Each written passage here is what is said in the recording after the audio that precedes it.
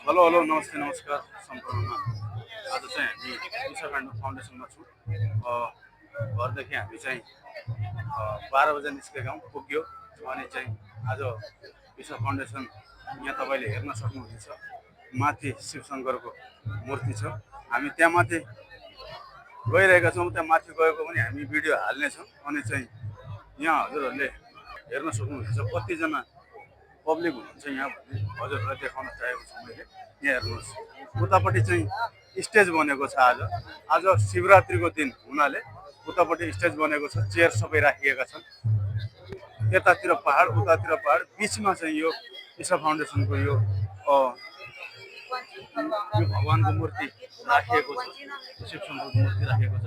आज धेरैभन्दा धेरै मात्रामा पब्लिक हुनुहुन्छ, किनभने आज चाहिँ शिवरात्रिको दिन हुनाले पनि होला। उता 3D स्क्रिन, दुईटा स्क्रिन लगाइएका छन्। यहाँ सामनेमा शिवशङ्करको अगाडिपट्टि चाहिँ नन्दीको मूर्ति राखिएको छ। अनि हजुरहरूले देख्न सक्नुहुनेछ यहाँ चाहिँ नन्दीको सामनेमा चाहिँ शिवशङ्करको मूर्ति चाहिँ राखिएको छ। अति नै सुन्दर दृश्य छ यो, हजुरहरूले हेर्न सक्नुहुनेछ है। आज हामी ईशा फाउन्डेसन, चिकबल्लापुर ईशा फाउन्डेसनमा छौँ। हजुरहरूले यहाँ यत्रो पब्लिक हजुरहरूले देख्न सक्नुहुनेछ। अति नै सुन्दर छ। चारैतिर पहाड छ अनि बिचमा चाहिँ यो मूर्ति राखिएको छ शिवशङ्करको। अति नै सुन्दर दृश्य छ, हजुरले हेर्न सक्नुहुनेछ। चाहिँ हामी आजको दिन त्यही पनि शिवरात्रिको दिन हुनाले अझै धेरै पब्लिक आएको झैँ लागेको छ मलाई। पहिला यति पब्लिक पनि हुन्थेन, अब शिवरात्रिको दिन हो, त्यही भएर पब्लिक धेरै मात्रामा आएका छन्। हजुरहरूले हेर्न सक्नुहुनेछ यहाँ चाहिँ अब यो चारैतिर पहाडको बिचमा चाहिँ शिवशङ्करको मूर्ति। अनि यहाँतिर श्रद्धालु अझै पनि आएछन्, कमी भए छैन। अब जति साँचो हुने गर्छ त्यति नै यहाँ मान्छेको भिड हुनेछ, किनभने यहाँ आज सो पनि छ।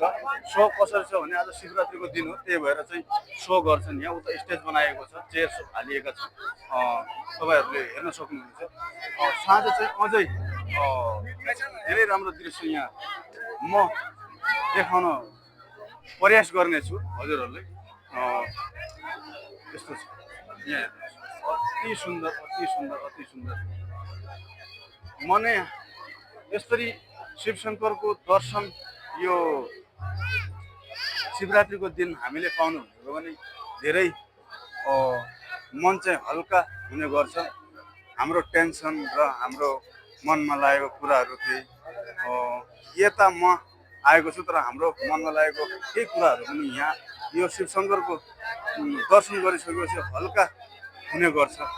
भएको पनि छ। हामी त्यत्रो 2 घन्टाको बाटो हिँडेर आएका थियौँ नेपालबाट। चाहिँ यस्तो छ दृश्य आजको, अति नै सुन्दर छ।